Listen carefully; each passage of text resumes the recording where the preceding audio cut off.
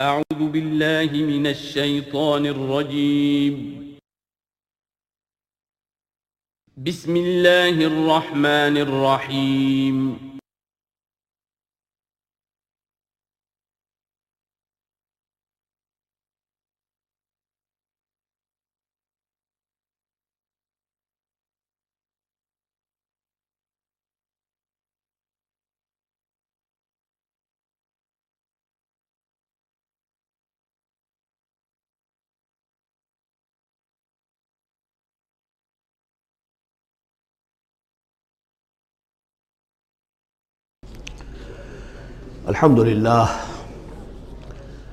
الحمدللہ وکفا والصلاة والسلام علی عبادہ الذین اصطفیٰ، خصوصاً علی افضلہم وخاتم النبیین محمد الامین وعلی آلہ وصحبہ اجمعین. اما بعد فقد قال اللہ تبارک وتعالی کما ورد فی سورۃ الصف: اعوذ باللہ من الشیطان الرجیم، بسم اللہ الرحمن الرحیم.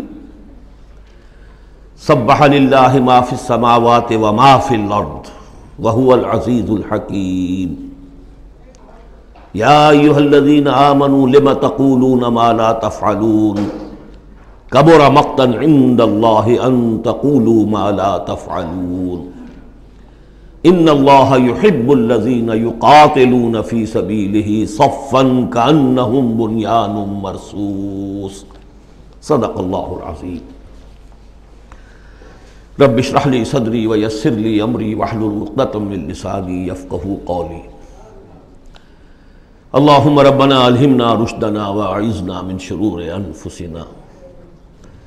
اللہم ارنا الحق حقا وارزقنا اتباعہ وارنا الباطل باطلا وارزقنا اجتنابہ. اللہم وفقنا لما تحب وترضى. اللہم ربنا آنس وحشتنا فی قبورنا وارحمنا بالقرآن العظیم. اللہم اجعلہ لنا اماما ونورا وہدى ورحمہ. اللہم ذکرنا منہ ما نسینا وعلمنا منہ ما جہلنا وارزقنا تلاوتہ آناء اللیل وآناء النہار واجعلہ لنا حجتا یا رب العالمین، آمین. اب ہم اللہ کا نام لے کر سورہ صف کا آغاز کر رہے ہیں. میں آپ کو بتا چکا ہوں کہ جو 10 صورتیں ہیں مدنی، سورہ حدید سے سورہ تحریم تک، ان میں بالکل درمیان میں جو یہ جوڑا ہے سورہ صف اور سورہ جمعہ، اس کی امتیازی شان اسی سے نظر آ جاتی ہے کہ دونوں کا آغاز تسبیح سے ہوا ہے. ورنہ اب تک یہ تھا سورہ حدید کا آغاز سبح للہ ما فی السماوات والارض، پھر سورہ مجادلہ میں وہ بات نہیں، پھر سورہ حشر میں سبح للہ ما فی السماوات وما فی الارض، پھر سورہ ممتحنہ میں وہ بات نہیں. اب یہاں پھر جو آئی ہے وما فی الارض، تسبیح کرتی ہے اللہ کی ہر وہ شے جو آسمانوں میں ہے اور ہر وہ شے جو زمین میں ہے. وَهُوَ الْعَزِيزُ الْحَكِيمُ، اور وہ زبردست ہے، کمال حکمت والا. لیکن اس کے فوراً بعد سورہ جمعہ ہے، وہ ہے يُسَبِّحُ لِلَّهِ مَا فِي السَّمَاوَاتِ وَمَا فِي الْأَرْضِ. تو اس میں جوڑے ہونے کی نسبت بہت نمایاں ہو گئی. مشابہت بھی ہے، تسبیح دونوں کا آغاز ہو رہا ہے، پھر تکمیل ہو رہی ہے. میں نے بتایا تھا کہ نسبت زوجیت میں کسی مقصد کے لیے جنس جو ہیں دو، وہ کسی اعلیٰ تر مقصد کے لیے ان کے اندر ریسیپروکل نسبت رکھی جاتی ہے. وہی یہاں ہے فعل ماضی، فعل مضارع. اور فعل مضارع عربی زبان میں حال اور مستقبل دونوں کو کور کرتا ہے. تو یہاں اس جوڑے میں آ کر ان دونوں کو جمع کر دیا گیا کہ یہ تسبیح جو ہے کائنات کے اندر، جو کائنات کی ہر شے کر رہی ہے، یہ ہمیشہ سے ہوتی آ رہی ہے، ہر دم ہو رہی ہے، ہمیشہ ہوتی رہے گی. یہ سورہ مبارکہ جیسا کہ میں نے کل آپ کو بتایا تھا، سورہ حدید کی جو آیت ہے، جس کو میں نے عرض کیا تھا، اگرچہ وہ لفظ اچھا نہیں ہے، عریاں اور ننگا. واقعتاً یہ ہے کہ پورا عریاں اور ننگا فلسفہ انقلاب سورہ حدید کی آیت نمبر 25 میں ہے. انقلاب کس لیے لایا جاتا ہے؟ فرانس کا ریولوشن کیوں آیا تھا؟ ظلم ہے، بادشاہ لوگ بیٹھے ہوئے ہیں، عیش کر رہے ہیں، لوگ کسان ہیں، مزدور ہیں، وہ کام کرتے ہیں، ٹیکس دیتے ہیں، یہ عیاشیاں کرتے ہیں بدماش لوگ. ظلم ہے، ختم ہونا چاہیے. لوگوں نے جانیں دی، ہزاروں نے جانیں دی. پھر شکل کیا بن گئی کہ وہ تو ایک بظاہر ڈیموکریسی ہے، عوام کی حکومت، حقیقت میں سرمایہ داروں کی آمریت قائم ہو گئی۔ ظلم ہے۔ مزدور کارخانے کے اندر کام کر رہا ہے، اس کے بچہ جو ہے بھوکا مر رہا ہے، یا وہ اگر بیمار ہو گیا تو اس کی دوا نہیں ہے، اور اس کی محنت اور مزدوری سے جو عیش کر رہے ہیں، لال پری جو ہے ان کے شام کو جو ہوتی ہے ان کے جام میں وہ کیا کیا ہوتی ہے۔ علامہ اقبال نے کس قدر تلخ حقیقت کہی ہے۔ یہ کیا ہے؟ مزدور۔ خواجہ از خون رگے مزدور سازد لال ناب، یہ سرمایہ دار جو ہیں یہ مزدوروں کے رگوں کی خون جو ہے سرخ، اس سے کشید کر کے اپنی وہ لال پری جو ہے شام کو پیتے ہیں بیٹھ کر۔ انقلاب ہے، انقلاب ہے، انقلاب۔ نتیجہ یہ ہوا کہ بولشوک ریولوشن آیا، پھر مصیبت، اب ایک پارٹی ڈکٹیٹرشپ قائم ہو گئی۔ آسمان سے گرے، کھجور میں اٹکے، کھجور سے گرے، کسی کھائی میں جا گرے۔ یہ سارا چکر کیوں ہو رہا ہے؟ ان سرچ آف جسٹس، یہ ساری جد و جہد انسان کیوں کر رہا ہے؟ تو اب ایک تو ہے کہ ایک سیکولر انداز میں جسٹس فیئر پلے اس کی بات ہوتی ہے۔ دین میں آپ دیکھیے کہ قرآن نے جس طرح میں نے کل آپ کو بتایا، اللہ قائم بالقسط ہے۔ مسلمانوں کا بحیثیت امت رول یہ ہے، یا ایھا الذین آمنوا کونوا قوامین بالقسط، یا ایھا الذین آمنوا کونوا قوامین للہ شہداء بالقسط۔ محمد کو کیوں بھیجا؟ کہہ دیجئے کہ مجھے بھیجا گیا کہ میں عدل قائم کروں۔ اور اب جو آیت آ گئی، ہم نے تمام رسول اسی لیے بھیجے، کتابیں اسی لیے بھیجیں، میزان اسی لیے نازل کی۔ لقد ارسلنا رسلنا بالبینات وانزلنا معهم الکتاب والمیزان لیقوم الناس بالقسط۔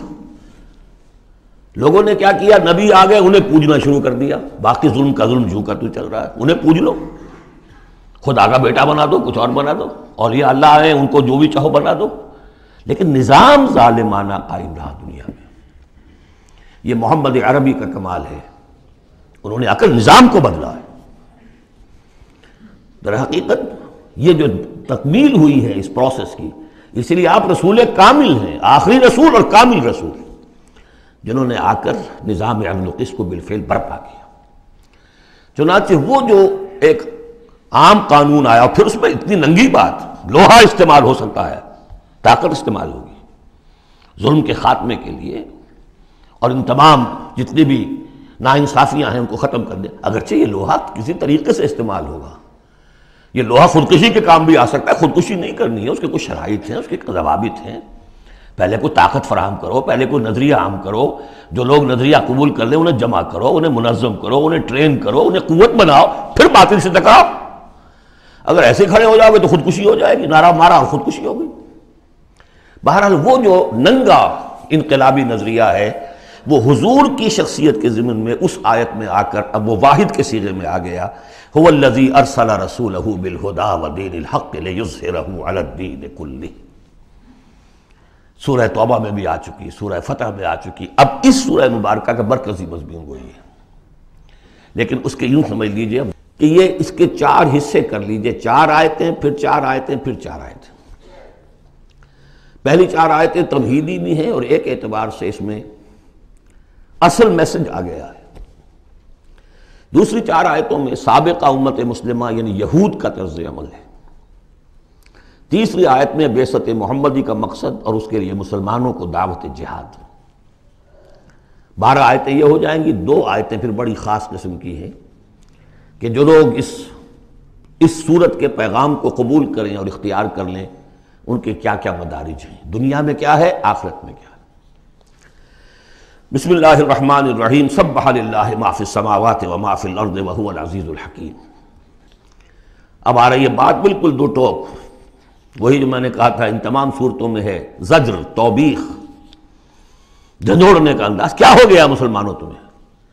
یا ایھا الذین آمنوا ما لکم لم تقولون ما لا تفعلون، تمہیں کیا ہو گیا ہے مسلمانوں، تم جو کہتے ہو وہ کرتے نہیں، کیوں کہتے ہو جو کرتے نہیں؟ ایمان اللہ پر اور اس کے حکم پاؤں تلے، ایمان رسول کا، محبت اور عشق کے دعوے اس کے سنتوں کی دجیاں بکھیر دو۔ کیا ہے اس وقت نہیں تھا یہ، میں نے کہا وہاں تو ذرا سی کمی آئی تھی، ابھی اوسط کچھ گرا تھا، اس کے اوپر یہ پکڑ آ رہی ہے، تو آج سوچئے کہ آج اگر کہیں قرآن نازل ہو جائے اور آج اگر کہیں محمد رسول اللہ آ جائے تو اس امت کو دیکھ کر کیا کہیں گے کہ میری امت ہے؟ یہ 1.5 ارب انسان میری امت ہے۔ لما تقولون ما لا تفعلون کبر مقتا عند اللہ ان تقولوا ما لا تفعلون، بڑی شدید بیزاری کی بات ہے اللہ کے نزدیک کہ تم کہو جو کرتے نہیں۔ اب بتائیے اس سے بڑی زجر و توبیخ کیا ہوگی؟ اچھا معلوم ہوتا ہے کہ شاید کچھ لوگوں نے محبت رسول کے دعوے کیے ہوں گے۔ جاننا چاہتے ہو اللہ کو کون محبوب ہیں؟ ان اللہ یحب الذین یقاتلون فی سبیلہ صفا کانہم بنیان مرصوص۔ اللہ کو تو محبوب ہیں اپنے وہ بندے جو صفیں باندھ کر، اور صفیں بھی ایسی بنیان مرصوص۔ آج کل کا تصور کیجئے ری انفورسڈ کانکریٹ والز جو بڑے بڑے ڈیمز کی بنائی جاتی ہیں، اس زمانے میں بھی تھا، چنائی کر کے پھر تانبا اس کے اندر جو ہے وہ پگھلا کر، جو ہم دیکھ آئے ہیں ذوالقرنین کے معاملے میں، آتونی افرق علیہ قطرہ، اب وہ جو ہے وہ فورٹیفائڈ ایسی صفیں۔ آج ایک صاحب نے توجہ دلائی، اسی کا عکس ہونا چاہیے ہماری جب نماز کے اندر صف بندی ہوتی ہے، کوئی خلا نہیں ہونا چاہیے۔ حضور نے فرمایا کہ شیطان کھڑا ہوتا ہے بیچ میں، پھر کندھے سے کندھا ملا ہونا چاہیے، لیکن ہمارے ہاں اس کا کوئی اہتمام نہیں ہوتا۔ ہمارے ہاں اہل حدیث حضرات کو اہتمام کرتے، لیکن یہ ہے کہ کندھے سے کندھا ملنا اور پاؤں کے محاذات ایک ہونے چاہیے، آگے پیچھے نہ ہو۔ بہرحال یہ ضرورت ہے اس کی، ائمہ کو بھی کرنی چاہیے کوئی نہ کوئی توجہ۔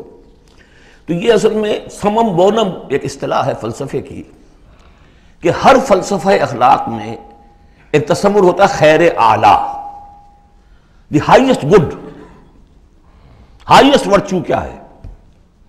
آپ ایک فلسفہ دیتے ہیں اخلاق کا، اس کی روح سے سب سے بڑی نیکی کون سی ہے، تو جان لیجئے اسلام میں سمم بونم، اسلام کے خیر اعلیٰ قتال فی سبیل اللہ ہے۔ ان اللہ یحب الذین یقاتلون فی سبیلہ صفا کانہم بنیان مرصوص۔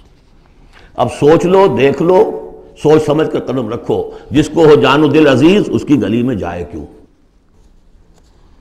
اس راستے پر آنا ہے تو یہ سمم بونم ہے۔ یہ 4 آیتیں ہو گئیں تمہید کی، 4 آیتیں ہیں اب بنی اسرائیل نے کیا کیا اللہ کے جلیل قدر پیغمبروں کے ساتھ۔ وَإِذْ قَالَ مُوسَىٰ لِقَوْمِهِ يَا قَوْمِ لِمَ تُؤْذُونَنِي وَقَدْ تَعْلَمُونَ أَنِّي رَسُولُ اللَّهِ إِلَيْكُمْ۔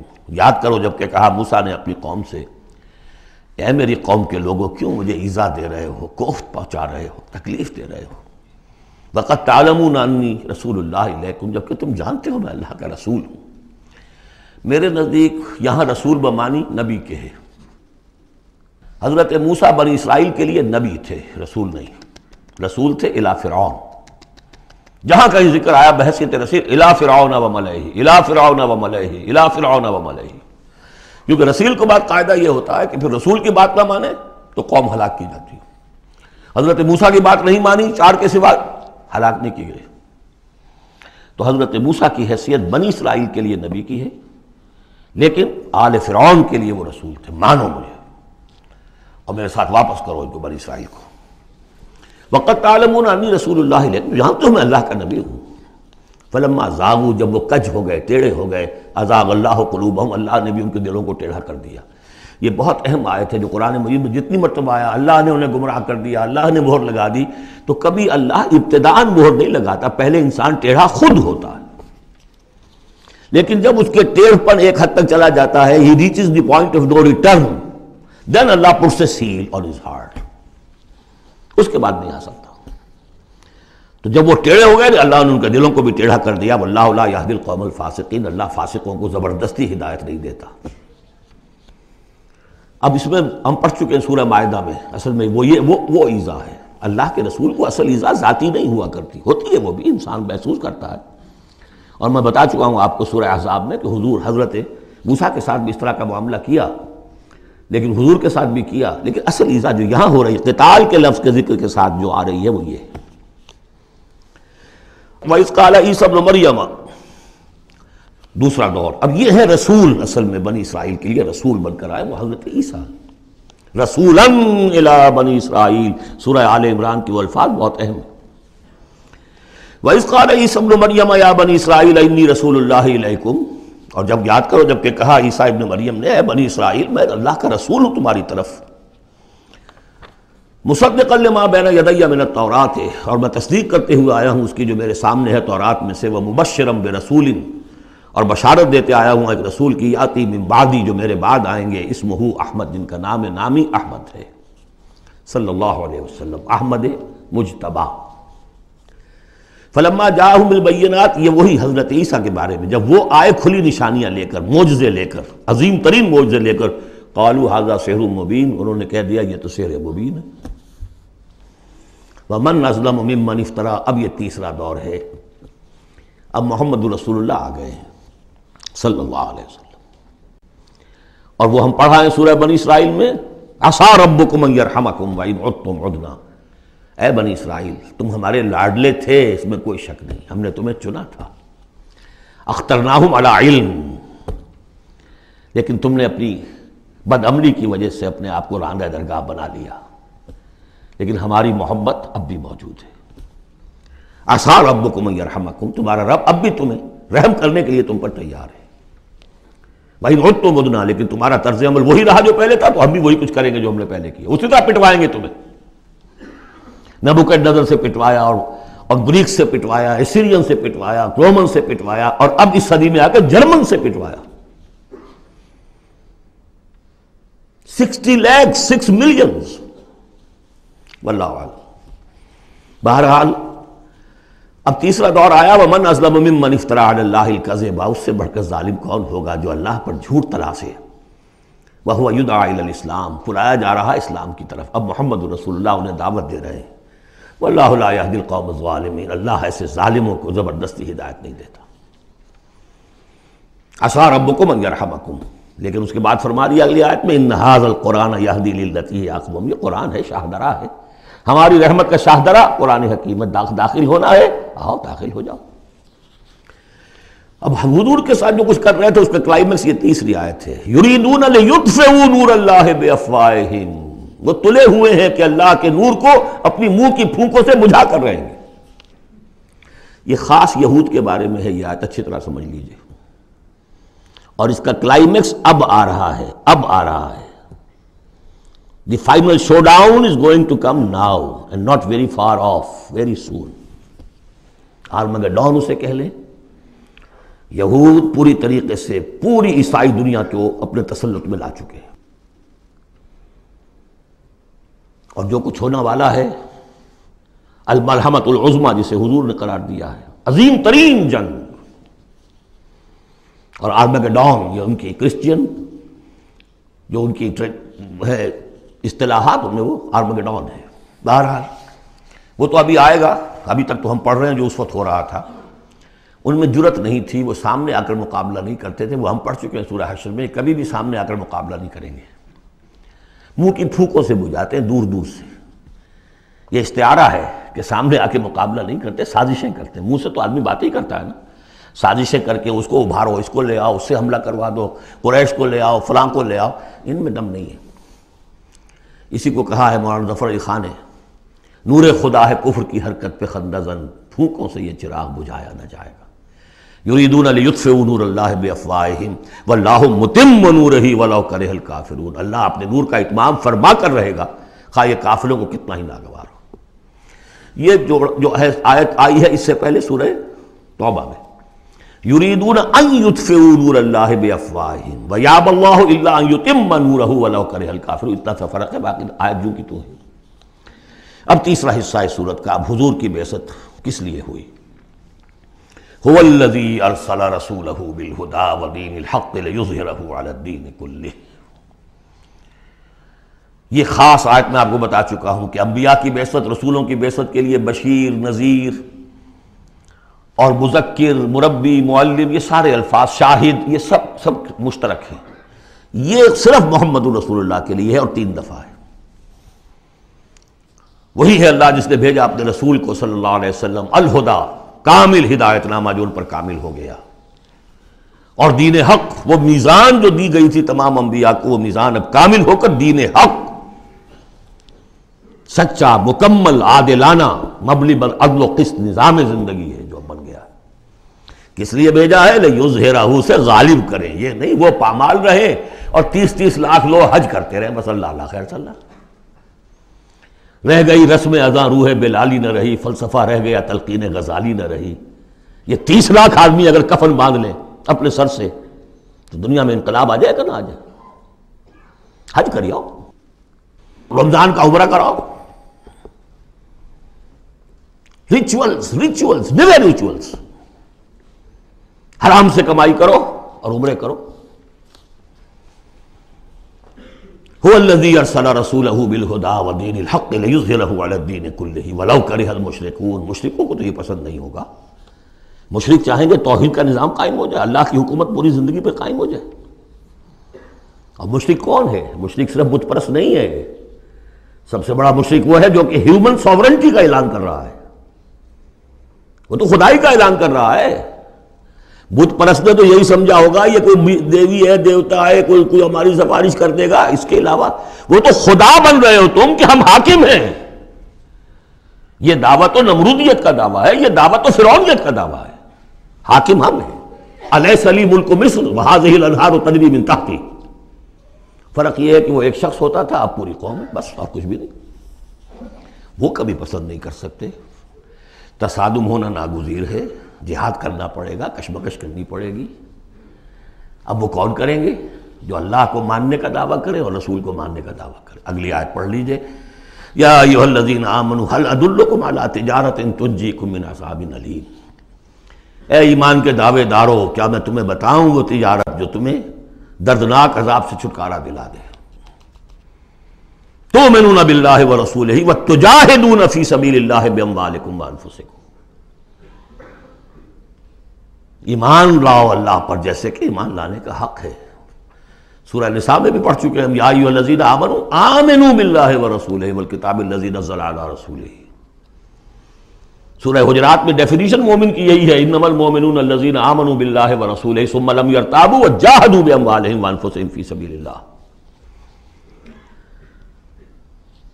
تؤمنون باللہ ورسولہ وتجاہدون فی سبیل اللہ باموالکم وانفسکم ذالکم خیر لکم ان کنتم تعلمون یغفر لکم ذنوبکم ویدخلکم جنات تجری من تحتہا الانہار. وہ تمہارے لیے تمہارے گناہ بخش دے گا، تمہیں داخل کرے گا ان باغات میں کہ جن کے نیچے نہریں بہتی ہوں گی، اور ان باغات میں مسکن دے گا. مساکن طیبہ، بہت پیارے، بہت اعلیٰ. فی جنات عدن، ریزیڈنشل گارڈنز میں. ذالک الفوز العظیم، یہی بڑی کامیابی ہے. یہ بہت اہم نکتہ ہے. بندہ مومن کی نگاہ اس کامیابی پر جمی ہونی چاہیے، دنیا کی کامیابی پہ نہیں.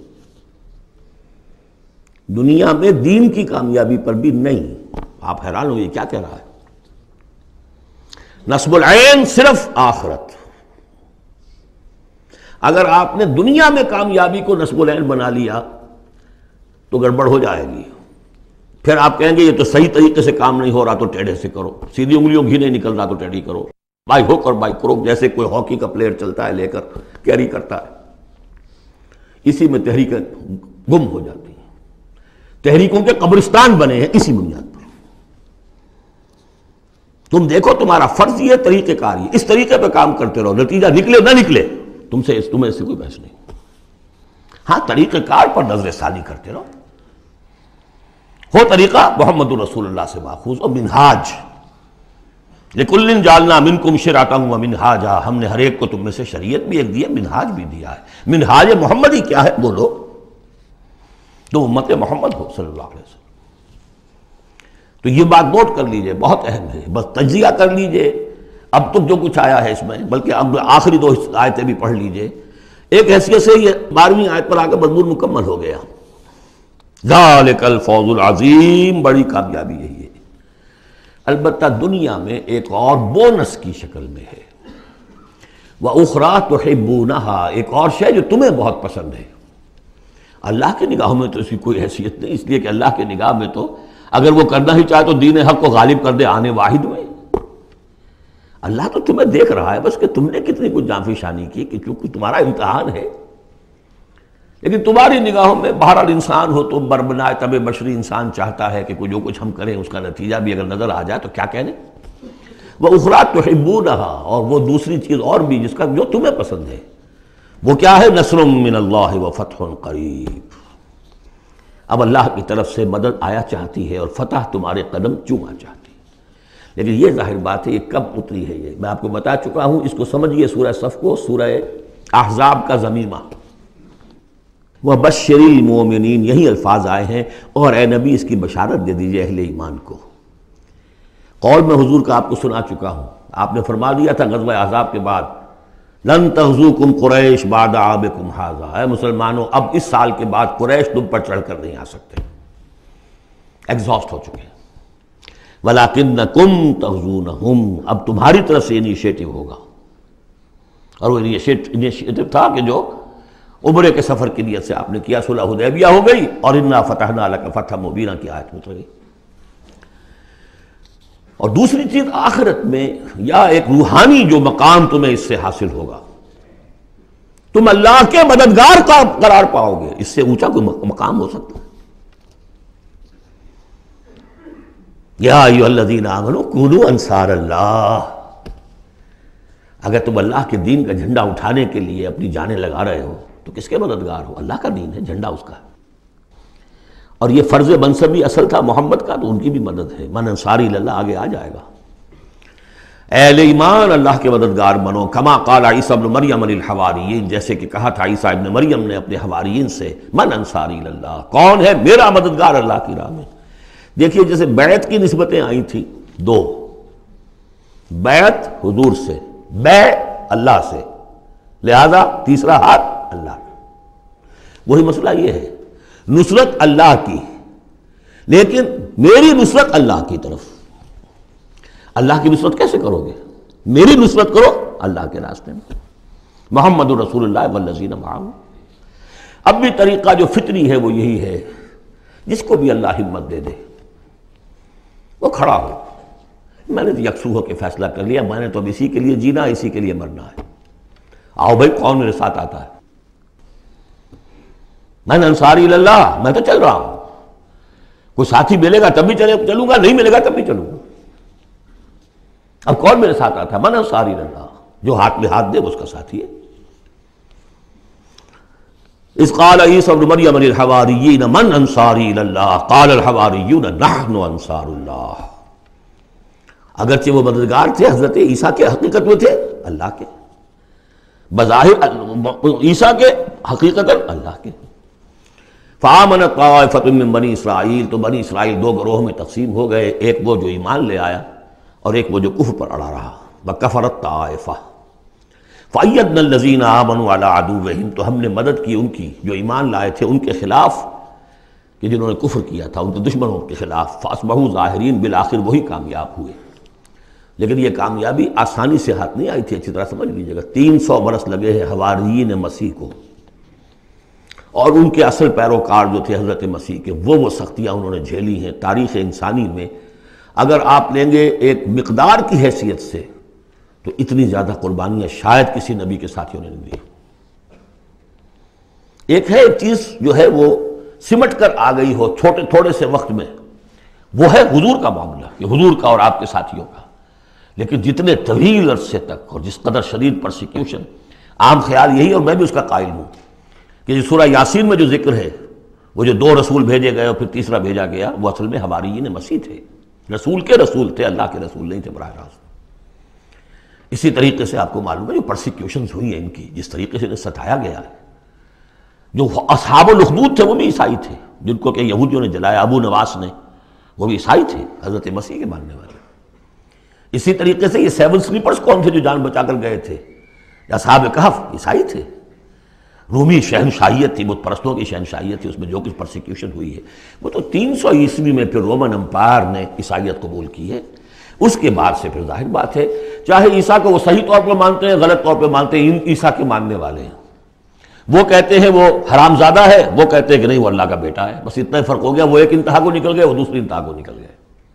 باسٹرڈ کہتے ہیں کھلم کھلا، سن آف مین، اور وہ لوگ کہہ رہے اللہ کا، لیکن مانتے تو ہے نا، یہ انکار کرتے ہیں۔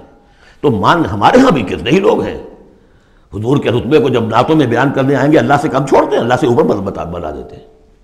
اوتار کا عقیدہ تو میں آپ کو بتا چکا ہوں، وہی جو مصطفی عرش تھا خدا ہو کر اتر پڑا وہ مدینے میں مصطفیٰ ہو کر۔ مدینے کی مسجد میں ممبر کے اوپر بغیر عین کے ایک عرب ہم نے دیکھا، عرب میں سے عین نکال دے کیا رہ جائے گا؟ رب۔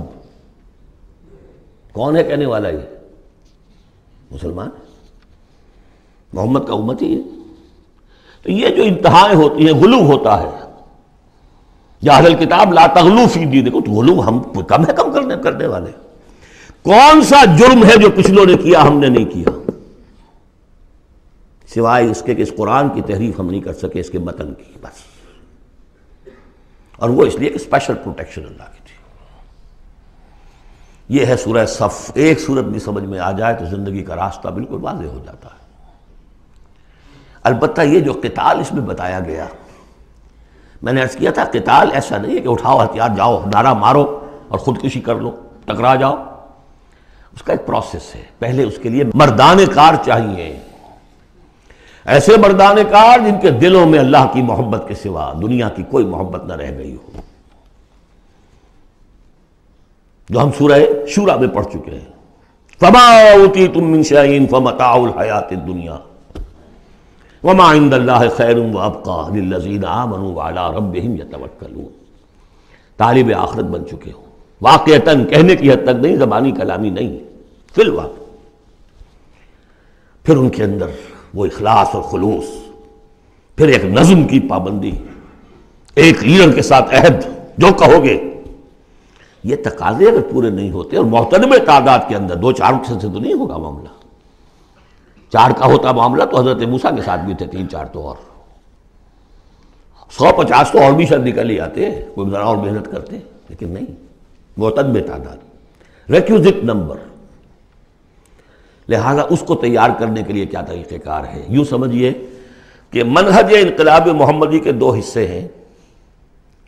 اوپر کا حصہ ٹکراؤ، تصادم، وہ سب کو معلوم ہے، غزوہ بدر، غزوہ احد، غزوہ احزاب، فلاں فلاں، کس کو نہیں معلوم؟ لیکن اکبر الآبادی کا بڑا پیارا شعر ہے، خدا کے کام دیکھو بعد کیا ہے اور کیا پہلے ہے، نظر آتا ہے مجھ کو بدر سے غار حرا پہلے۔ یہ غار حرا کی جو تنہائیاں تھیں، جو سوچ و بچار تھا، پھر اس نے 12 برس تک مکے میں جو دعوت، تبلیغ، تربیت، تزکیہ، تعلیم، تنظیم، یہ کام کیا ہے۔ یہ ہے جس کا نتیجہ سامنے نظر آتا ہے۔ چاہے تمہارے جسم کے ٹکڑے اڑا دیں، تم نے ہاتھ نہیں اٹھانا۔ یہ ارادہ آسان کام ہے کوئی؟ بلی کو بھی آپ گھیر لیں اگر کسی کونے میں تو وہ آپ پر حملہ کر دے گی۔ ڈیسپریٹ آدمی 2-3 کو مار کر مرے گا، ایسے نہیں مر سکتا آدمی۔ آدمی بڑی شے ہے، لیکن اجازت نہیں ہے۔ یہ تیاری جو کرائی ہے محمد رسول اللہ نے، تو ایک ہے تصادم کا مرحلہ، اور ایک ہے تصادم کے لیے آدمی تیار کرنا۔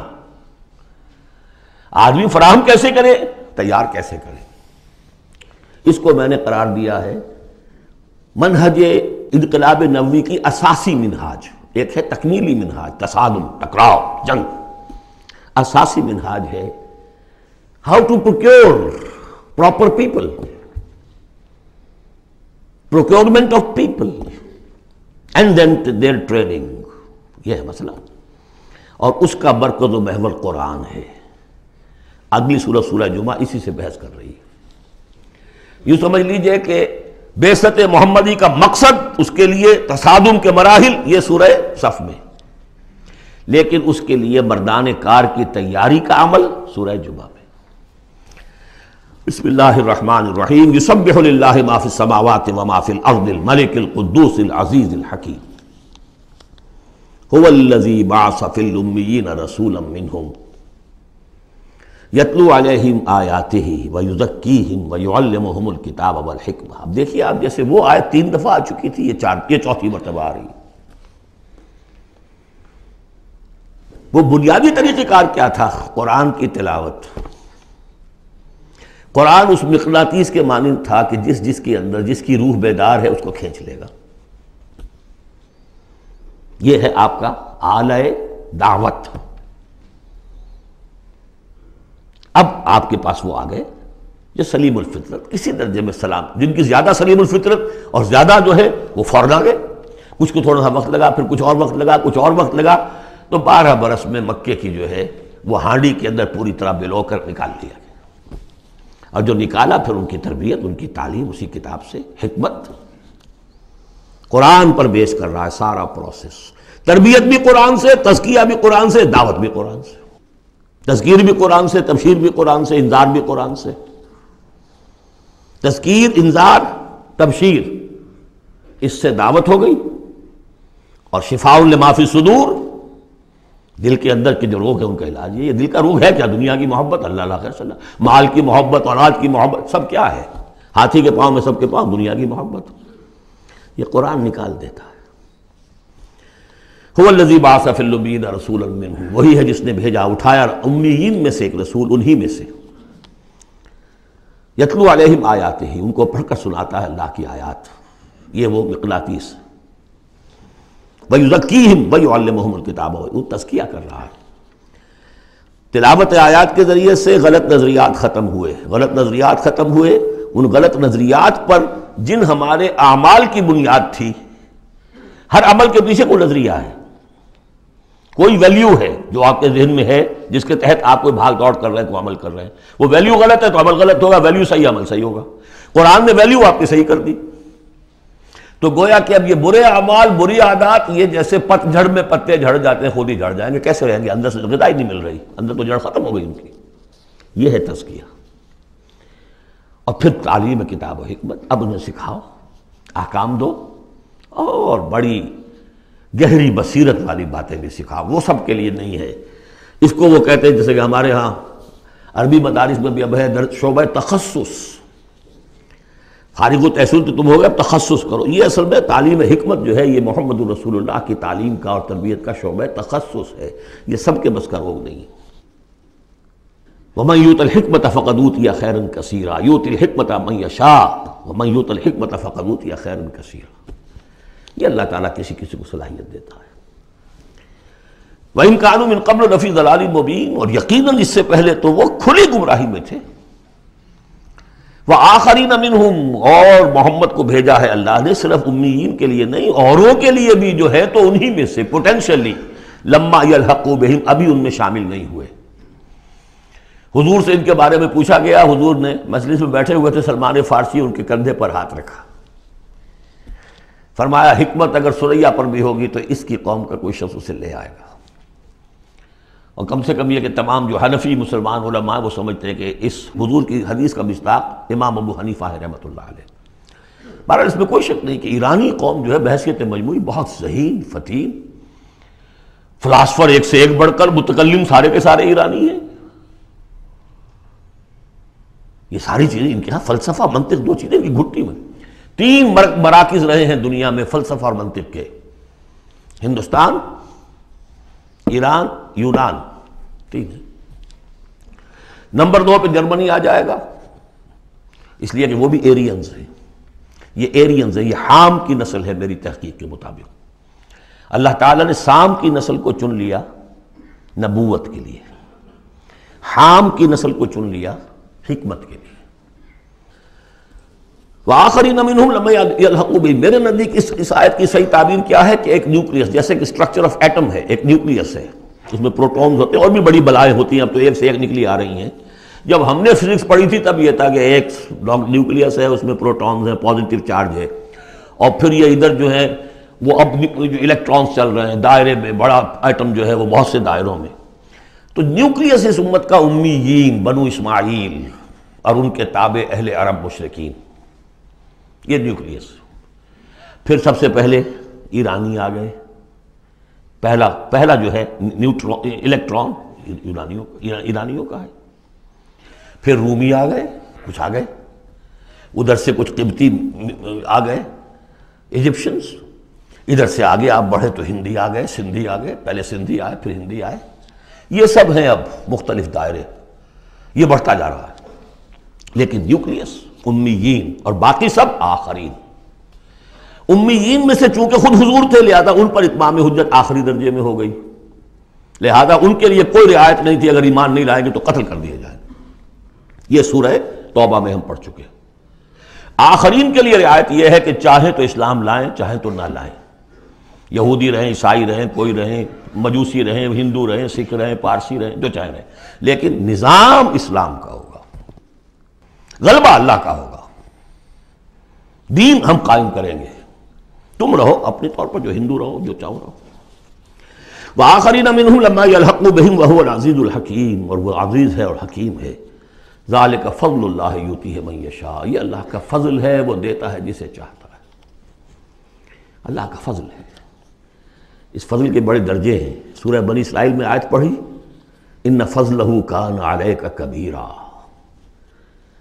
حضور سے خطاب ہے، سب سے بڑا فضل، سب سے بڑا فضل، سب سے بڑا فضل اس پوری کائنات میں محمد رسول اللہ پر ہوا۔ اگرچہ ان کا فضل کس طور سے ہوا ہے وہ آپ دیکھ لیجئے، ماریں پڑی ہیں، پتھراؤ ہوا ہے، خون کے دھارے چھوٹے ہیں۔ اللہ کا فضل جو ہے دنیا میں وہ ناز و نعام نہیں ہے، عیش نہیں ہے، آرام نہیں ہے۔ جس میں سب سے بڑا فضل تھا اسے یتیم پیدا کیا، پوستھیومس، پیدا بھی ہوا باپ کے فوت ہونے کے بعد، بالکل مفلس قلاش۔ وہ تو مادائی حلیمہ کو کوئی اور بچہ ملا نہیں تھا تو قرۂ فال بنا میں من دیوانہ زدن ہو گیا معاملہ، ورنہ لوگ جاتے تھے، اچھے کھاتے پیتے گھرانوں کے بچے لیتے تھے، یتیم کو کون لے جائے گا؟ لیکن وہ یتیم پھر کیا بنا؟ در یتیم۔ وَوَجَدَكَ ضَالًّا فَهَدَىٰ وَوَجَدَكَ عَائِلًا فَأَغْنَىٰ أَلَمْ يَجِدْكَ يَتِيمًا فَآوَىٰ۔ پھر جو کچھ ہوا ہے سخت، آپ کا جو نوجوانی کا دور ہے، سخت مشقت، مزدوری۔ آپ کہتے ہیں میں قریش کی بھیڑیں بکریاں چند ٹکوں کی مزدوری پر چلایا کرتا تھا، قرارید، درہم و دینار نہیں، قرارید، ٹکے پیسے۔ بہرحال یہ دنیا کا معاملہ اور ہے۔ فرمایا وآخرین منہم لما یلحقوا بہم وہو العزیز الحکیم، ذالک فضل اللہ، یہ میں بیان کر رہا تھا، فضل کبیر بلکہ فضل اکبر تو ہوا حضور پر۔ پھر جو بھی محمد کے دامن سے وابستہ ہو گیا، بہت بڑا فضل ہے۔ چاہے اللہ نے ہمیں پیدائشی طور پر یہ فضل دے دیا ہے، ہم اس فضیلت کا قدر نہ کریں اور وہ پھر راندہ درگاہ حق ہو جائے، وہ دوسری بات ہے، اللہ نے تو دیا۔ بل اللہ یمن علیکم ان ہداکم للایمان، تمہیں اس راستے پر ڈال دیا ہے اللہ کے بندو، تمہیں پیدا کیا وہاں جا، تم نے پیدا ہوتے کال میں اذان سنی ہے اور دوسرے کال میں اقامت سنی ہے، اس سے بڑا فضل کیا ہوگا؟ لیکن تم نے اس کی ناقدری کی تو یہ دوسرا بات ہے۔ ذالک فضل اللہ یؤتیہ من یشاء واللہ ذو الفضل العظیم، اللہ بڑے فضل والا ہے۔ لیکن یہ کہ اب یہ جو پروسیس تھا، جو محمد رسول اللہ کا اعلیٰ انقلاب تھا، قرآن، اب محمد تو جا رہے ہیں صلی اللہ علیہ وسلم، یہ پروسیس آگے کون جاری رکھے گا؟ نبی تو کوئی اور آنا نہیں۔ لہذا حضور نے کہا خطبہ حجۃ الوداع میں، قد ترکت فیکم ما ان تمسکتم بہ او اعتصمتم بہ لن تضلوا ابدا کتاب اللہ، میں چھوڑ کر جا رہا ہوں، یہ محمد کے قائم مقام ہے، یہ قرآن، یہ عصائے موسیٰ سے 100 گنا بڑا معجزہ ہے۔ عصائے موسیٰ صرف موسیٰ کے ہاتھ میں تھا تو معجزہ تھا، بعد میں تو وہ لٹھیا کی لٹھیا ہے، اور کیا ہے، پڑا ہوگا کسی ٹرنک کے اندر، شاید ہو اب بھی، جیسے کہ کہتے ہیں یہودی ہے لاٹھی ہے، اب وہ سانپ تو نہیں بنے گا کسی کے لیے۔ یہ معجزہ ہے جو ہر ایک کے ہاتھ میں آ سکتا ہے، بشرطے کہ اس کا حق پہچانے، اس کا حق ادا کرے، اس کی قدر و قیمت کو جانے۔ افبہذا الحدیث انتم مدہنون وتجعلون رزقکم انکم تکذبون، اس کے ساتھ تمہارا یہ معاملہ ہے، یہ مداہنت ہے۔ دنیا بھر کی زبانیں سیکھ لو، دنیا بھر کے علوم سیکھ لو، اتنی عربی نہیں کہ قرآن مجید کو براہ راست سمجھ سکو۔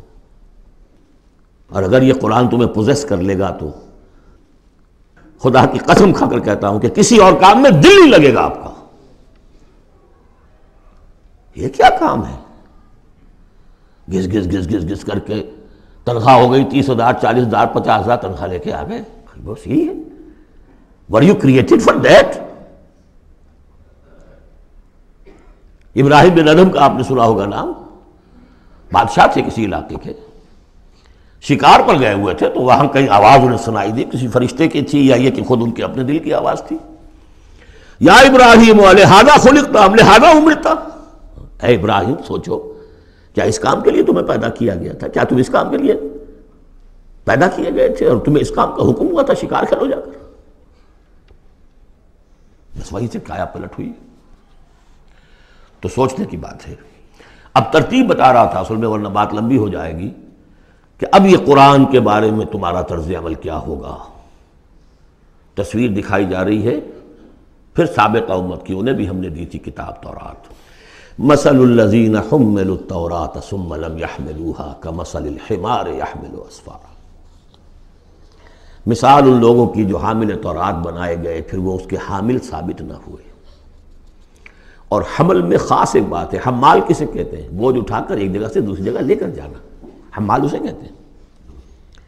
اسر اور حمل میں میں نے فرق بتایا تھا آپ کو سورہ بقرہ جب پڑھ رہے تھے آخری, کہ اسر وہ بوجھ ہے جس کے نیچے انسان دب کر رہ جائے, چل نہ سکے, اسر ہے. اور حمل وہ ہے جس کو لے کر چل سکے. اب عورت کا بھی حمل ہوتا ہے, وہ لے کر چلتی ہے. بہرحال جب ایڈوانس پریگننسی ہوتی ہے, دکھ تو ہے, تکلیف ہے, واہنن علی واہنن تو ہے, چل سکتی ہے. اسی طرح حمال ہے, وہ لے کے جا رہا ہے. تو حمل التوراۃ, یہ اللہ تعالیٰ جس کو کتاب دیتا ہے, حامل بناتا ہے, اس کے ذمے سے پہنچاؤ. لتبیننہ, تمہارا فرض ہے اسے واضح کرو, اسے عام کرو.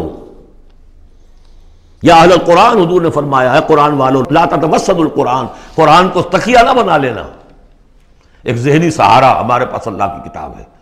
40 من سونا ہم نے لگا دیا ہے اس قرآن کو تاروں سے لکھنے پر. معلوم ہے آپ کو, رکھا ہوا ہے ہمارے ہاں, ایوبی دور کی یادگار.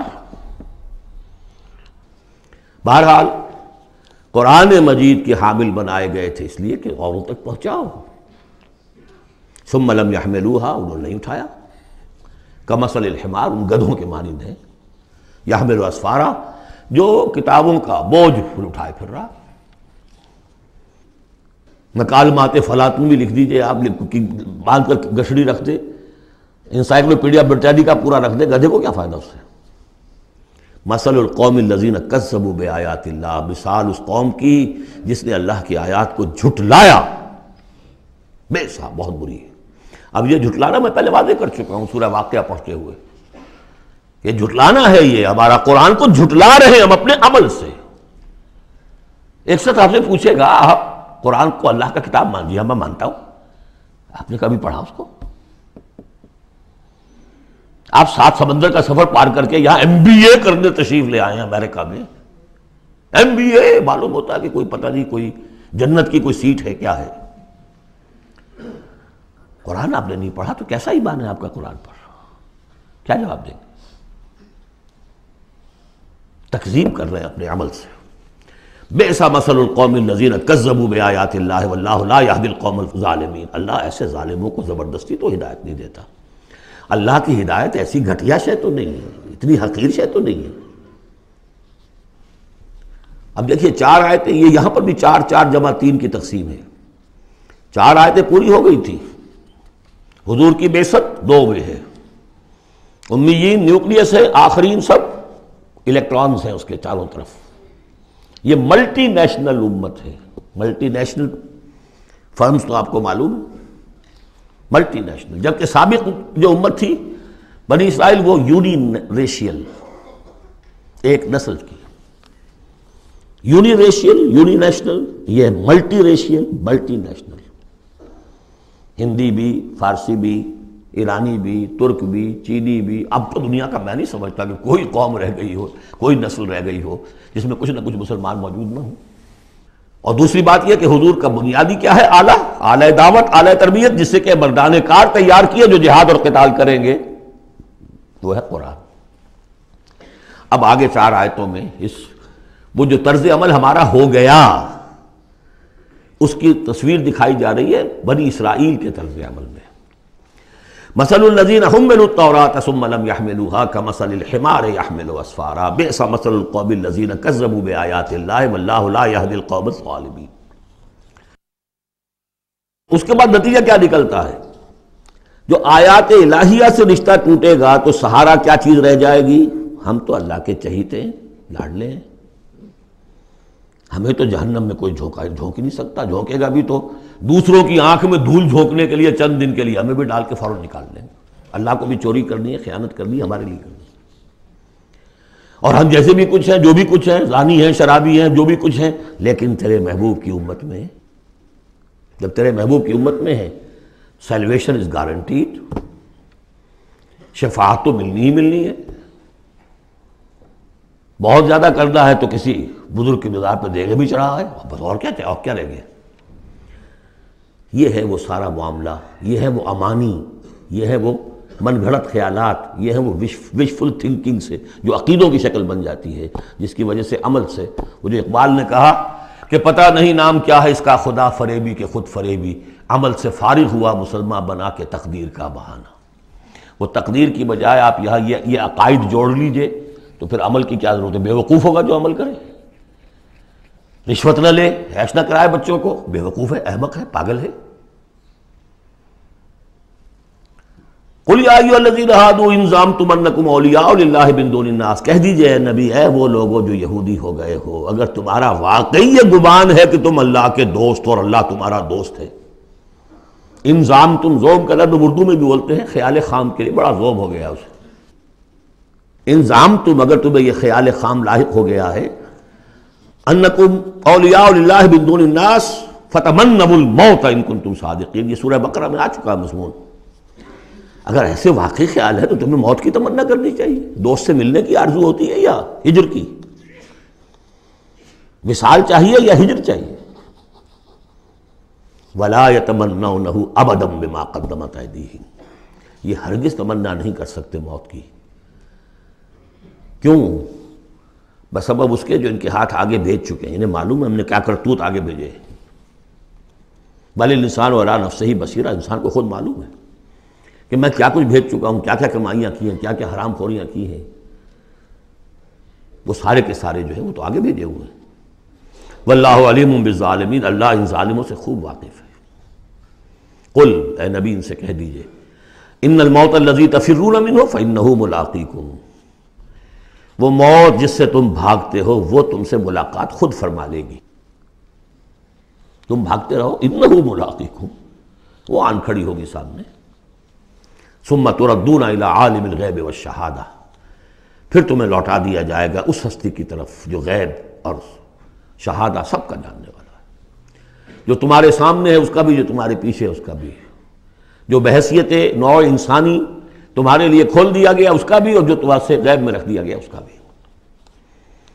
فَيُنَبِّئُكُم بِمَا كُنتُمْ تَعْمَلُونَ، پھر وہ تمہیں جتلا دے گا جو کچھ تم کرتے رہے تھے۔ یہ دوسرا حصہ ہو گیا 4 آیات کا۔ گویا کہ جو کتاب محمد رسول اللہ دے کر گئے ہیں، قد ترکتم، اور جس کے لیے حکم دے کر گئے تھے کہ اب تمہارے ذمے ہے، میرے کندھے پر سے یہ بوجھ اتر کر تمہارے کندھوں پر آ گیا ہے۔ الا هل بلغت، انا نشهد انك قد بلغت واديت ونصحت، انا نشهد انك قد بلغت الرسالة واديت الامانة وكشفت الغمة، یہ تو گواہیاں لی ہیں۔ اس کے بعد اللہم اشہد، اللہم اشہد، اے اللہ تو بھی گواہ رہے، یہ مان رہے ہیں۔ اور پھر فَلْيُبَلِّغِ الشَّاهِدُ الْغَائِبَ، ایک سائی آف ریلیف، میرے کندھے پر جو بوجھ تھا، اِنَّا سَنُلْقِي عَلَيْكَ قَوْلًا ثَقِيلًا، آج وہ بوجھ میرے کندھے سے اتر گیا، لیکن تمہارے کندھوں پر آ گیا۔ مجھے تو صرف امیین تک یہ فرض براہ راست انجام دینا تھا، تمہیں پوری نوع انسانی تک انجام دینا ہے۔ A heavy burden، اس کے لیے یہ ہے دوسرا حصہ 4 آیات کا۔ اب تیسرے حصے میں اس قرآن کی تعلیم عام، تعلیم بالغان کا جو ایک نظام قائم کیا گیا اس کا ذکر ہے۔ جمعہ کیا ہے اصل میں؟ اب رہ گئی رسم ادا روح بلالی نہ رہی، فلسفہ رہ گیا تلقین غزالی نہ رہی۔ یہ جمعہ کیا ہے؟ یہ حزب اللہ کا ہفتے وار اجتماع ہے۔ کمیونسٹوں کو بھی ایجاد کرنے پڑے تھے ہفتے وار اجتماع، ہفتے وار اجتماع، اسٹڈی سرکلز، اس لیے کہ انقلابی کارکن کے ذہن میں جب تک اس کا نظریہ تازہ نہ رہے وہ قربانی کیسے دے گا؟ قربانی تو ہر لحظہ آئے گی، ہر آن آئے گی، قدم قدم پر آئے گی۔ لہذا اس نظریے کا، نصب العین کا، اپنے مقصد کا شعور بالکل کانشس لیول کے اوپر مستحضر رہنا چاہیے۔ لہذا اجتماعات، اب ظہر کی نماز کے بجائے جمعہ، وہاں 4 فرض یا 2 کر دیے، 2 کی جگہ خطبہ۔ خطبہ کس لیے؟ تعلیم قرآن، تعلیم بالغان۔ ظاہر ہے وہاں کالجز نہیں تھے، کتابیں نہیں تھی، پریس نہیں تھے، چھاپے خانے نہیں تھے، آڈیوز نہیں تھے، ویڈیوز نہیں تھے، کچھ بھی تو نہیں تھا، لیکن ایک نظام ہے۔ ہفتے میں ایک دن ایسا نکال لو، اگرچہ پورا دن نہیں چاہیے، یوم سبت کی طرح نہیں ہے، نہاؤ دھو، اچھے کپڑے پہنو، خوشبو لگاؤ، آؤ مسجد میں چل کر، پہلی گھڑی میں آ جاؤ گے تو اتنا ثواب ہوگا جتنا کہ ایک اونٹ کی قربانی کا۔ ہم نے آنکھوں سے دیکھا ہوا بچپن میں 7-8 بجے کے قریب مسجدوں کے اندر ہجوم ہوتے تھے، لوگ پہنچ جاتے تھے گاؤں سے، اس لیے گاؤں میں جمعہ ہوتا نہیں تھا۔ اب تو ایک خاص مسلک ہمارے ہاں جو آیا، انہوں نے 4 آدمیوں پہ بھی جمعہ کھڑا کر دیا، تو اب خام خواہ کاہے کو جائے گا کوئی آدمی شہر کے اندر؟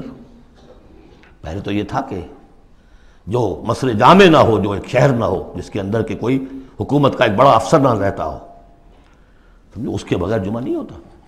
پر ان مسئلوں کو چھوڑ دیجئے، آئیے جمع ہوئیے، کوئی نائب رسول منبر رسول پر کھڑے ہو کر وہی عمل کرے، یتلو علیہم آیاتہ ویزکیہم ویعلمہم الکتاب والحکمہ، تاکہ یہ پروسیس اب ابدی ہو جائے امت کے اندر۔ اس لیے جمعے کی یہ اہمیت ہے کہ فرمایا گیا کہ 3 جمعے بھی چھوڑ دو گے بغیر عذر کے لَيَخْتِمَنَّ اللَّهُ عَلَىٰ قَلْبِهِ، اس شخص، ایسے شخص کے دل کے اوپر اللہ تعالیٰ مہر کر دیتا ہے۔ لیکن بات یہی ہے کہ وہ ساری حکمت ختم، وہ مقصد ختم، نہ وہ مقصد ہے، رہ گئی رسم اذاں روح بلالی نہ رہی، اور فلسفہ رہ گیا تلقین غزالی نہ رہی۔ جمعہ ہے پھر بھی کھڈر بتا رہے ہیں عمارت عظیم تھی، اب بھی جو اہتمام ہوتا ہے جمعے کے لیے کھنڈر ہی صحیح، لیکن بتا رہے ہیں کہ یہ کتنی بڑی عظیم عمارت تھی۔ یا ایھا الذین آمنوا اذا نودی للصلاۃ من یوم الجمعۃ فاسعوا الی ذکر اللہ وذروا البیع، اے ایمان والو جب تمہیں پکارا جائے نماز کے لیے جمعے کے دن، یعنی جمعے کی نماز کے لیے، تو لپکو اور دوڑو ہر طرح کے کاروبار کو چھوڑ کر اللہ کے ذکر کی طرف، اور چھوڑ دو کاروبار۔ اور یہاں ذکر سے مراد نماز تو ذکر ہے ہی، اصل میں خطبہ ہے۔ ذالکم خیر لکم ان کنتم تعلمون، یہی تمہارے لیے بہتر ہے اگر تم علم رکھتے ہو۔ فاذا قضیت الصلاۃ فانتشروا فی الارض وابتغوا من فضل اللہ، یہودیوں کا جو یوم سبت والی وہ سختی نہیں ہے، صبح کا زیادہ وقت تو مطلوب ہے کہ لگے اس کام میں، لیکن جمعے کے بعد پھر آپ جائیں اپنے کام میں لگے۔ جب نماز ادا ہو چکے تو اب تم زمین میں منتشر ہو سکتے ہو، جاؤ اللہ کا فضل تلاش کرو، ابتغوا من فضل اللہ واذکروا اللہ کثیرا لعلکم تفلحون، اور اللہ کو یاد کرو کثرت سے تاکہ تم فلاح پاؤ۔